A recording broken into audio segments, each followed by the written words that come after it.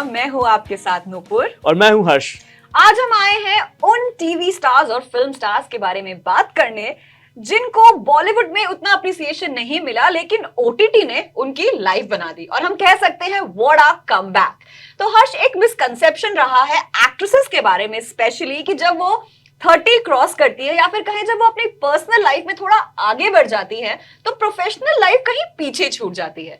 तो क्या ओटीटी ने उन एक्ट्रेसेस को वो चांस दिया है कि वो वापस फोरफ्रंट में आ सकती है और दिखा सकती है कि भाई अभी भी हम में बहुत जान है? बिल्कुल नुपुर, मैं आपकी बात से बिल्कुल सहमत हूँ कि कैसे ओटीटी ने एक्टर्स हो या एक्ट्रेसेस हो उन सबको एक मौका दिया है कि कैसे वो अपना करियर रिवाइव कर सके, कैसे वो घरों तक अपनी पहचान बना सके और इस डिजिटल युग में एक अपना नाम फिर से वापस रोशन कर सके। जैसे कि आपने कहा कि पहले की मिसकंसेप्शन हुआ करता था कि 30s या 35 के एज जैसे ही एक्ट्रेसेस की क्रॉस होती थी तो उनको काम मिलना या मेन लीड में काम मिलना बंद हो जाता था। उनको ज्यादातर एक्ट्रेसेस को सिस्टर्स या मदर्स का रोल मिलते थे। अगर हम बात करें अर्ली 90s की तो माधुरी काफी फेमस थी, रवीना टंडन काफी फेमस थी, मिड 90s में सुष्मिता सेन आ चुकी थी, वो भी काफी फेमस थी। लेकिन वो सब अपने उस दौर में पीक में थी जब वो अर्ली 20s में थी। लेकिन जब उनकी शादी हुई, जब उन्होंने 30 क्रॉस किया तो उनको वो काम मिलना बंद हो गया।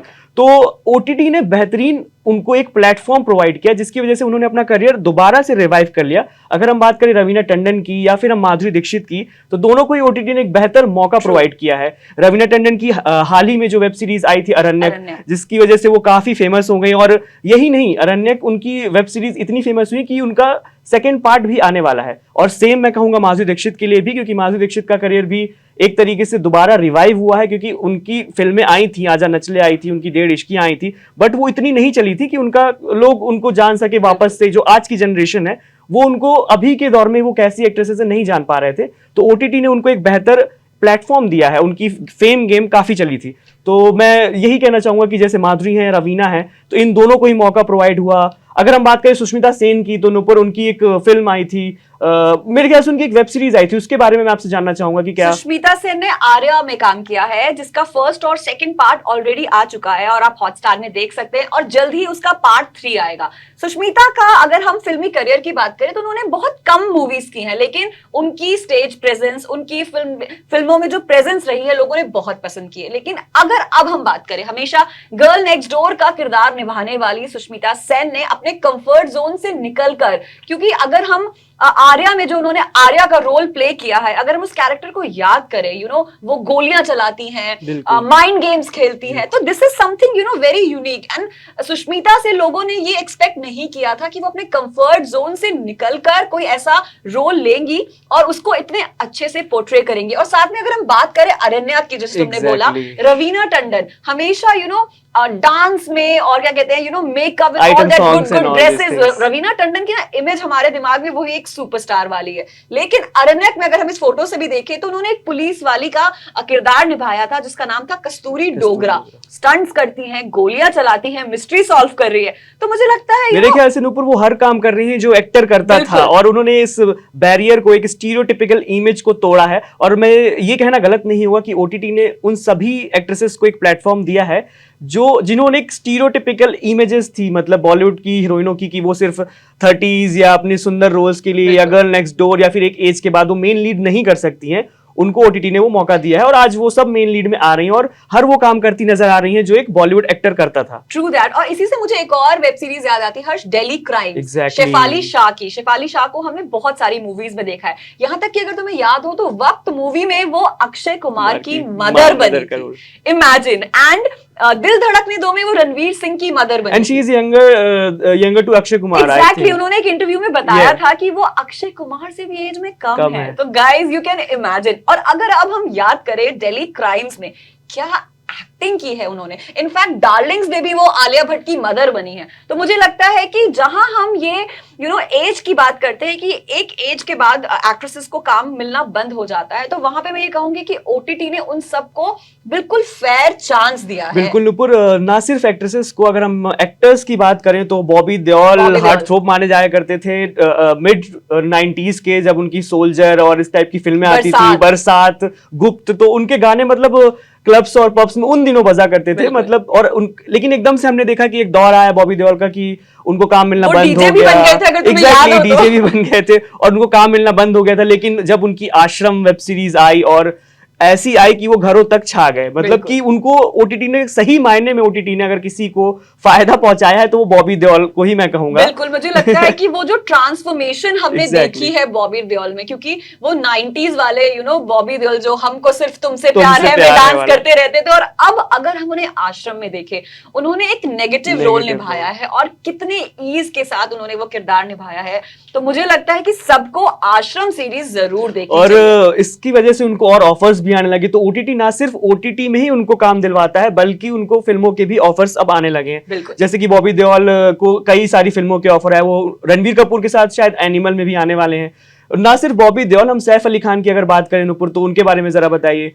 आई थिंक सैफ अली खान वो पहले ऐसे एक्टर थे बॉलीवुड में जिन्होंने ये चलन शुरू किया, क्योंकि सेक्रेड गेम्स के साथ सैफ अली खान जब ओटीटी पर आए, उसी के बाद मुझे लगता है ना एक लड़ी लग गई लोगों की कि राधिका आप्टे भी, मैं इस चीज में उनको भी क्रेडिट देना चाहूंगी कि उन्होंने भी अपने कंफर्ट जोन से निकलकर उन्होंने अंधाधुन और बहुत ऐसी पिक्चरों में काम किया है जहां पे लोगों ने उनको बहुत सराहा है। लेकिन उसके बाद भी राधिका आप्टे ने बैक टू बैक ओटीटीज में प्रोजेक्ट लिए। पर मुझे लगता है कि यहाँ पे हम फ्लैग बेयरर अगर किसी को बोलेंगे तो वो है हमारे सैफ अली खान, जिन्होंने सेक्रेड गेम्स में तबाही मचा दी थी। बिल्कुल, और ना सिर्फ सैफ अली खान, ना सिर्फ बॉलीवुड एक्टर्स, ना सिर्फ बॉलीवुड एक्ट्रेसेस, बल्कि टीवी एक्ट्रेसेस वगैरह या टीवी एक्टर्स भी, अगर हम करण टैगर की बात करें या फिर हम करिश्मा तन्ना की बात करें, तो हालिया उनकी वेब सीरीज स्कूप जो कि चर्चा में है, और क्या काम किया है उन्होंने इंटरव्यू में भी अपना इस बात का खुलासा किया था कि साल 2005 से उन्होंने एंट्री मारी थी, क्योंकि सास भी कभी बहू से काफी सारी टीवी सीरियल्स, काफी सारे रियलिटी शोज, यहाँ तक कि बिग बॉस,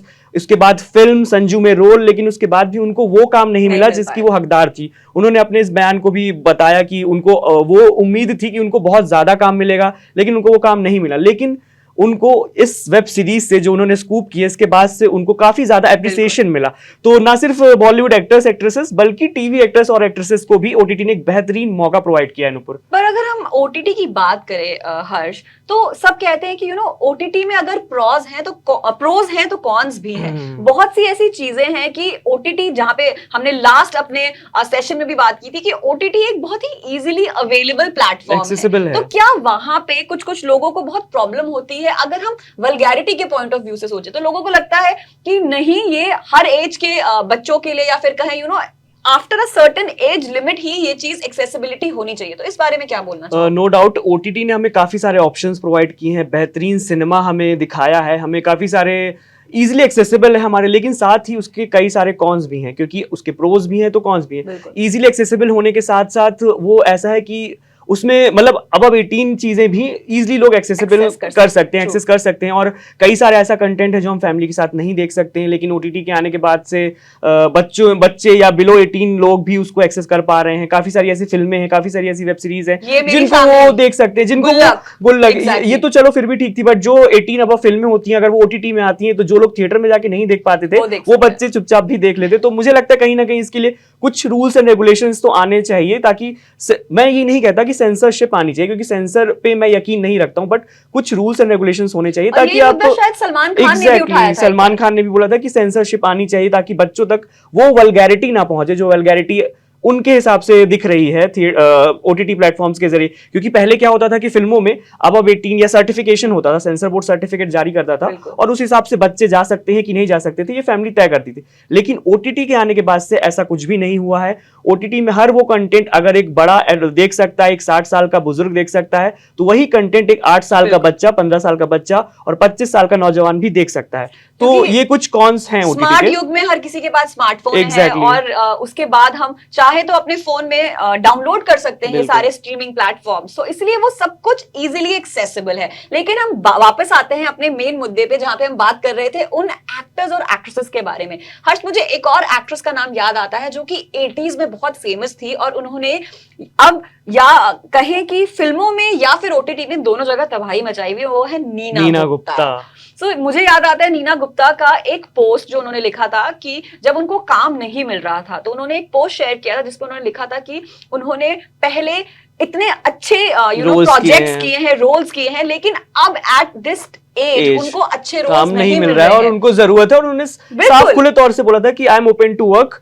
तो और उस पोस्ट में प्रियंका चोपड़ा का लाइक और शायद से और शेयर भी आया था, बहुत वायरल हुआ था वो, और उसके बाद ही शायद उनकी बधाई हो आई थी, और कैसी सुपरहिट की उनको फिर मेन लीड मिलने लगे, बिल्कुल। और मसाबा मसाबा जैसी वेब सीरीज में भी वो पंचायत। सामने आई, पंचायत में सामने आई, और लोगों को उनका काम और बेहतरीन अब लगा। मुझे लगता है बैक टू बैक अगर हम देखें तो नीना गुप्ता बहुत सारे प्रोजेक्ट्स में कर रहे हैं। इन्वॉल्व हो गई हैं। ऐसे ही बहुत सारी और भी एक्ट्रेसेस हैं, जैसे अगर हम बात करें टिस्का चोपड़ा की, जिन्होंने ये विश जाहिर की है अपनी, कि वो चाहती हैं कि उनको एक ऐसा रोल मिले जहां पे वो अपने एक्टिंग के करियर को एक तरीके से दोबारा मौका और मिले। नुपुर, मैं ये भी इस बात पे रोशनी भी डालना चाहूंगा कि पहले एक्टर्स या एक्ट्रेसेस कम चॉइस कर पाते थे, मतलब उनकी चॉइसेस कम सुनी जाती थी, या वो फरमाइशें नहीं सुनी जाती, या वो ये नहीं कह पाते थे कि मुझे इस तरह का रोल करना है, या फिर मेरी ये फरमाइश है, या मेरा ये पसंद है, या मेरा जॉनर है। उनको जो बॉलीवुड के डायरेक्टर्स ऑफर करते थे उनको वो करना पड़ता था, और उसमें भी कई सारी लिमिटेशंस हैं कि ये एज लिमिट है, ये आपका जेंडर स्टीरियोटिपिकल चीजें हैं, ये औरतें नहीं कर सकती हैं, ये मर्द कर सकते हैं। लेकिन ओटीटी के आने के बाद से ये सारे भ्रम टूट चुके हैं, क्योंकि हर वो चीज जो मैंने पहले भी बताया इस डिस्कशन में कि जो मेल कर सकते हैं, मेल एक्टर्स कर सकते हैं, वही फीमेल कर रही हैं। अगर हम ओटीटी इंडिया के अब्रॉड जाएं या फिर बाहर देखें तो प्रियंका चोपड़ा सिटाडेल है, या फिर कई सारी उनकी सीरीज आई हैं जो वो सब करती दिखाई दे रही हैं, एक्शन करती हुई दिखाई दे रही हैं, जो आज से कई साल पहले बहुत कम देखने को मिलते थे कि फीमेल, बहुत ही कम फीमेल एक्ट्रेसेस ऐसा करती थी, या फिर मेन लीड में एक्ट्रेसेस दिखती थी। तो ओटीटी ने बहुत ज्यादा जेंडर स्टीरियोटिपिकल चीजों को ब्रेक किया है। हम बोल सकते हैं कि ओटीटी एक ब्रेकआउट, मतलब ओटीटी ने एक स्टीरियोटिपिकल इमेजेस ब्रेक की, और घर घर में इन एक्टर्स एक्ट्रेसेस को पहचान दिलाई है। उससे पहले हम ये डिस्कशन एंड करें, हर्ष, मेरा एक सवाल है तुमसे कि हमारे जो ये मास एक्टर्स एक्ट्रेसेस हैं, अब जैसे प्रियंका चोपड़ा तो चलो सीरियल में आ चुकी हैं, रणवीर सिंह है, रणबीर कपूर है, या फिर शाहरुख खान, आमिर खान और सलमान खान है, इनको हम कब ओटीटी पे देखेंगे? ये सवाल तो मेरा भी है इन सबसे, क्योंकि सलमान, शाहरुख, आमिर, ये ऐसे बड़े स्टार्स हैं, ये मासी स्टार्स हैं जो कई सालों से बॉलीवुड पे राज करते आए हैं, रूल करते आए हैं, लेकिन इन्होंने अभी तक ओटीटी पे कदम नहीं रखा है। क्या ये डर रहे हैं कि ओटीटी पे आने के बाद इनको फिल्मों के ऑफर्स कम हो जाएंगे, या फिर इनके अंदर कोई अलग सा संशय है, या इनको एक कॉन्शियसनेस है कि शायद हमारी अभी वो टाइम नहीं आया है कि हम वो बॉलीवुड, मेन स्ट्रीम बॉलीवुड छोड़ के हम इसमें आए, क्योंकि अभी सबके पास काम है। लेकिन ओटीटी में आने के लिए शायद आमिर खान ने एक इंटरव्यू में बोला था कि मैं ओटीटी में काम करना पसंद करूंगा अगर मुझे बेहतरीन ऑफर आते हैं, मुझे एक स्क्रिप्ट पसंद आती है। तो होपफुली हम फ्यूचर में देख सकते हैं, क्या पता शाहरुख, आमिर या सलमान या इन तीनों में से कोई एक साथ अगर ये तीनों आ सके किसी ओटीटी में तो बेहतरीन होगा, और व्यूअर्स के लिए एक cherry on the cake type चीजें होंगी। और वहीं शाहरुख खान की बेटी सुहाना खान अपना डेब्यू करने जा रही हैं आचीज से, जो कि नेटफ्लिक्स में रिलीज होगी। तो भले ही शाहरुख खान नहीं आए हो, लेकिन उन्होंने अपनी बेटी का डेब्यू डिसाइड किया है ओटीटी पे ही। बिल्कुल, आचीज से शाहरुख की बेटी, और सबसे बड़ी बात कि शाहरुख ने अपनी बेटी को मेन स्ट्रीम बॉलीवुड के लिए नहीं बोला, या फिर उसने मेन स्ट्रीम बॉलीवुड नहीं चुना। तो हम इससे ये भी अंदाजा लगा सकते हैं कि जो आज का यूथ है, जो आज की पॉपुलेशन है, यंगर जनरेशन है, वो more inclined towards OTT and digital thing. तो इससे हमें ये भी पता चलता है कि आगे वाला फ्यूचर या आने वाला फ्यूचर क्या है, वो जाहिर तौर पे ओटीटी है। और सभी को, मेरे ख्याल से जितने भी यस्टरईयर एक्ट्रेसेस हैं, या रेखा हैं, या फिर हेमा मालिनी है, इन लोगों ने भी अपनी इच्छा जाहिर की है कि हम भी काम करना चाहेंगे, क्योंकि हमें वैसे रोल नहीं मिले या वैसे रोल मिलना बंद हो चुके हैं। तो हम चाहेंगे कि हमें ओटीटी वो मौका दे जिससे हम अपने अभिनय का उम्दा प्रदर्शन कर सके। तो गाइज, अगर आप भी मेरे और हर्ष की तरह 90s किड्स हैं और आपको भी सुष्मिता सेन, माधुरी दीक्षित, रवीना टंडन, बॉबी देओल बहुत पसंद है, तो आपको भी ओटीटी प्लेटफॉर्म में जाना चाहिए और उनकी ये बेहतरीन वेब सीरीज देखनी चाहिए।